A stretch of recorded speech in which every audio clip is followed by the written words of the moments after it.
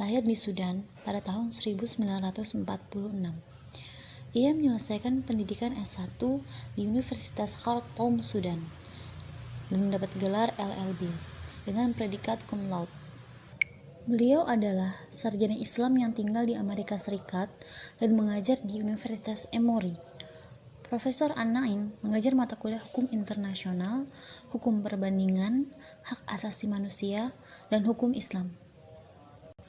Profesor An-Naim sangat dipengaruhi oleh gerakan reformasi Islam Mahmud Muhammad Taha. Dia adalah warga negara Amerika yang dinaturalisasi tetapi mempertahankan kewarganegaraan Sudan. Begitupun sejak muda, beliau sudah menggabungkan diri dengan Partai Republican Brotherhood, pimpinan dari Mahmud Muhammad Taha. Pada bulan November tahun 1976 sampai Juni 1985, Profesor An-Naim menjadi staf mengajar di ilmu hukum di Universitas Khartoum, Sudan. Pada tahun yang sama, 1979 sampai dengan 1985, Profesor An-Naim menjadi ketua jurusan hukum publik di alma mater yang sama. Beliau dikenal sebagai pakar Islam dan juga hak asasi manusia.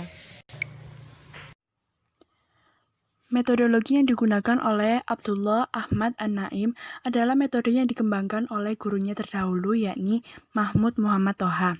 Selain itu, beliau juga menggunakan metode dari hasil diskusi dan kuliah yang diberikannya di berbagai negara.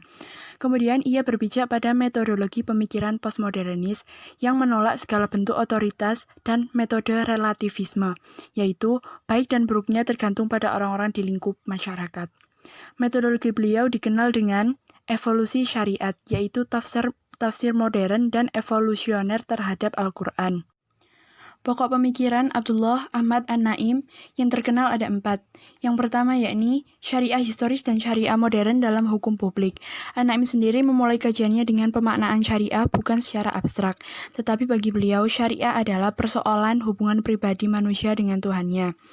Dari penelitiannya tentang syariah sejak masa Rasulullah sampai dengan periode Abbasiyah, beliau berasumsi bahwa formulasi syariah sebagaimana sistem perundang-undangan lainnya mengikuti tahap perkembangan zaman dan perkembangan umat.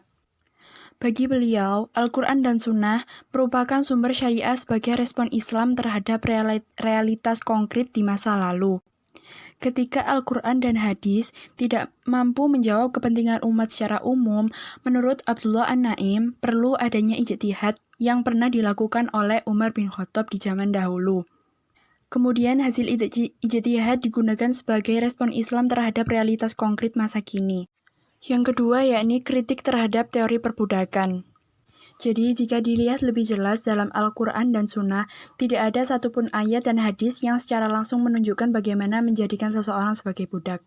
Satu-satunya cara yang dapat menyeret seseorang menjadi budak adalah karena kekalahan dalam perang di zaman dahulu. An-Naim menerima bahwa umat Islam dahulu memang menerima adanya perbudakan. Namun untuk saat ini, umat Islam kontemporer harus menentang perbudakan dan menghapuskannya.